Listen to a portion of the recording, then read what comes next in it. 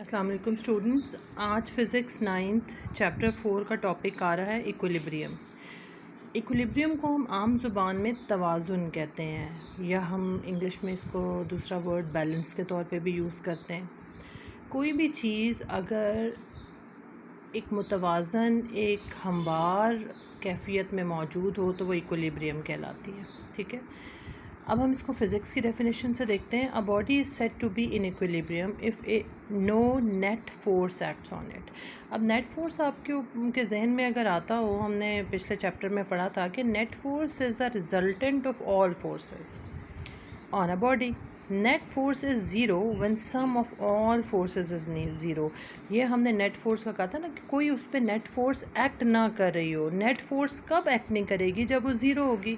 और net force कब zero होगी? मैंने एक दो एग्जांपल्स आपके सामने बनाई है। लेट अस सपोज ये एक बॉडी है, इसको हमने चारों तरफ से अलग अलग फोर्सेस से बट इक्वल फोर्सेस से खींच रहे हैं। Equal but opposite forces. ये वाली फोर्स इसको कट कर देगी, कैंसिल कर देगी, ये वाली फोर्स इसको कैंसिल कर देगी, तो नेट फोर्स ज़ीरो हो जाएगी। अब ये इसका दूसरी सिचुएशन देखें कि इसमें भी है, लेकिन हम इसको स्क्वीज़ करें, ये इधर से आ रही है। अब ये अगर रिजिड बॉडी है तो नेट फोर्स ज़ीरो हो जाएगी, और अगर ये सॉफ्ट बॉडी होगी तो ये स्क्वीज़ यानी चिपक जाएगी। लेकिन हम बात कर रहे हैं रिजिड बॉडीज़ की। ठीक है, सॉफ्ट बॉडीज़ तो इक्विलिब्रियम में वैसे भी नहीं रहती हैं, इधर उधर मूव होती रहती हैं, उनकी बॉडी पोजीशन चेंज हो जाती है।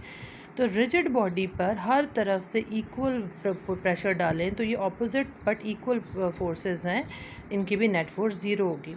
इसी तरह अगर कोई फ्रेम है, कोई चीज़ है, आप उसको दो तरफ से ऊपर खींच रहे हैं और एक तरफ से नीचे खींच रहे हैं, टोटल फोर्सेस F1 और F2 दोनों मिल के वेट के इक्वल बन रहे हैं, तो नेट फोर्स ज़ीरो होगी। अगर एक साइड पे भी फोर्स ज़्यादा होगी, ऊपर वाली या नीचे वाली, तो उसी साइड पे मूवमेंट होगी। अगर ऊपर वाली है तो ये ऊपर चली जाएगी, अगर वेट ज़्यादा हो गया तो वो नीचे चली जाएगी। तो आमतौर पे जो हम पिक्चर फ्रेम्स वगैरह या कोई चीज़ लटकी हुई देखते हैं तो वो बैलेंस की वजह से होती है, क्योंकि उनकी अपवर्ड फोर्स और डाउनवर्ड फोर्स बैलेंस हो रही होती है, तो नेट फोर्स ज़ीरो हो जाती है, तो वो इक्विलिब्रियम में तब आती हैं। ये तो मैंने दो तीन सिचुएशंस आपको बता दी कि how a body has no net force on it. Net force तब ज़ीरो एक्ट नहीं करेगी जब वो नेट फोर्स ज़ीरो होगी, और तीन सिचुएशंस मैंने आपको बता दी। ठीक है, अब हम ये देखते हैं कि a body is in equilibrium remain at rest और moves with uniform velocity। आप बच्चों के जहन में हमेशा ये नहीं होना चाहिए कि इक्विलिब्रियम में आई हुई चीज़ सिर्फ रुकी रहेगी।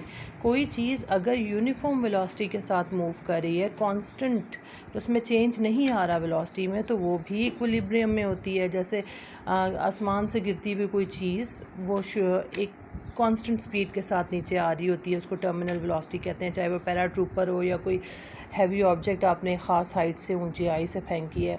इसी तरह सीलिंग फ़ैन आप देखें तो अगर आप उसकी स्पीड तेज़ या कम नहीं कर रहे तो वो एक कांस्टेंट स्पीड के साथ, कांस्टेंट वेलोसिटी के साथ चल रहा होता है, वो भी अपनी एक इक्विलिब्रियम अटेन कर चुका होता है। ठीक है ना, तो एग्जांपल मैंने पैराट्रूपर के दिए, आप कोई भी गिरती हुई चीज़ की दे सकते हैं।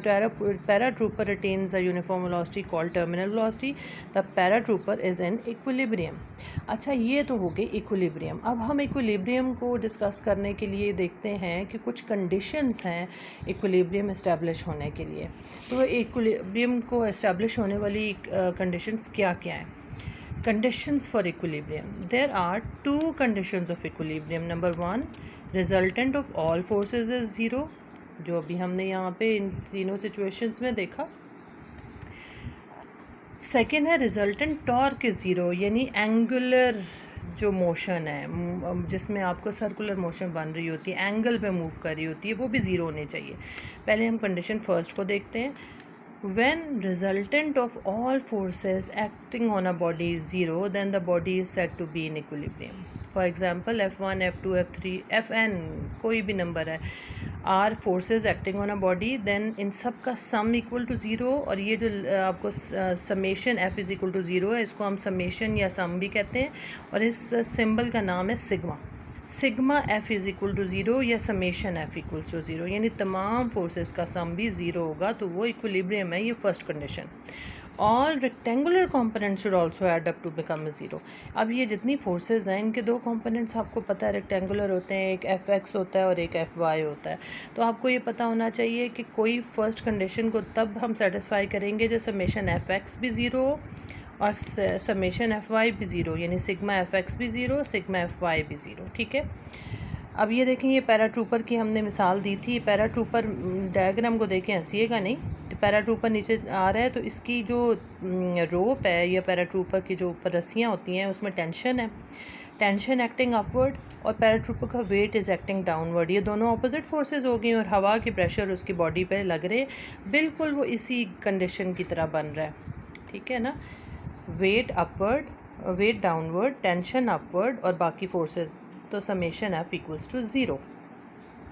अब हम देखते हैं कि फ़र्स्ट कंडीशन की कुछ example. Book lying on a table, उसकी बुक की जो अपवर्ड है रिएक्शन फोर्स, ये आपने पिछले चैप्टर में ये पढ़ा था कि जब हम बुक रखते हैं तो ये बुक है, बुक का वेट डाउनवर्ड एक्ट करता है